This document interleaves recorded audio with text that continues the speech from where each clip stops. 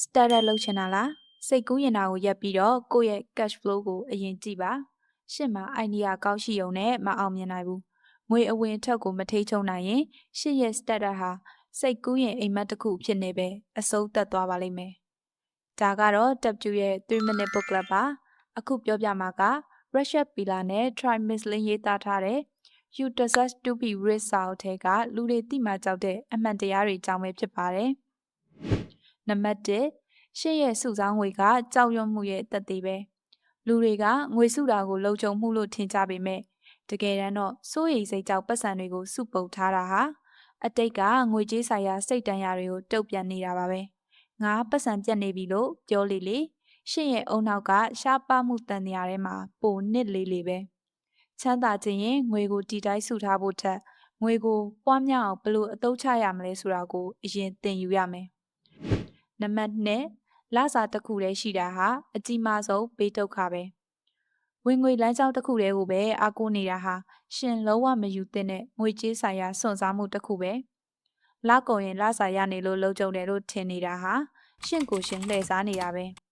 အလောက်ကထုတ်ကန်ရရင်ရှင့်မှာဘာကြံမလဲ passive income လမ်းကြောင်းတွေခွဲမထားဘူးဆိုရင်ရှင့်ရဲ့အနာဂတ်ဟာရှင့်ရဲ့လက်ထဲမှာရှိမနေပါဘူးနံပါတ်3အလုပ်ထွက်ဖို့မလောနဲ့ညနေပိုင်းတွေမှာအရင်စလုပ်ပါစွန့်ဦးတီထွေသူဖြစ်ဖို့ဆိုတာအကောင်းဆုံးအခြေကိုစောင့်နေရတာမျိုးမဟုတ်ဘူးအလုပ်ရှင်စီကနေချက်ချင်းထွက်မပြေးပါနဲ့အောင်မြင်တဲ့လုပ်ငန်းရှင်အများစုကညနေပိုင်းတွေနဲ့ရုပ်ပိတ်ရက်တွေမှာအရင်စလုပ်ခဲ့ကြပါတယ်လုပ်ငန်းလည်ပတ်ဖို့အနည်းဆုံး၄လစာကုန်ကျစရိတ်ကိုကြိုမစုထားဘဲနဲ့အလုပ်ထွက်တာဟာကိုတက်သေးတာနဲ့အတူတူပဲဒီနေ့နားထောင်ပြီးရင်ရှင်မရွေးချယ်စရာ2ခုပဲရှိတယ်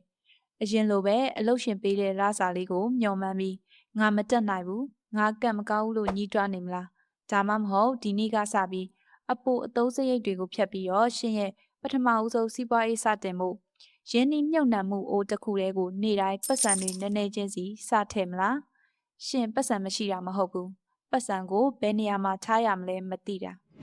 ဒါကတော့ဒီနေ့အတွက်စာအုပ်ထဲရရှိမဲ့3မိနစ်စာအမှတ်တရားပါပဲဒီစာအုပ်ရဲ့အနှစ်ချုပ်အပြည့်စုံကိုနားထောင်ခြင်းရင်ဒါမှမဟုတ်ဘဝကိုတိုးတက်ပြောင်းလဲစေမဲ့စာအုပ်ကောင်းတွေကိုနားထောင်ခြင်းရင်တော့ www.mm.com မှာအခုပဲ subscribe လုပ်လိုက်ပါ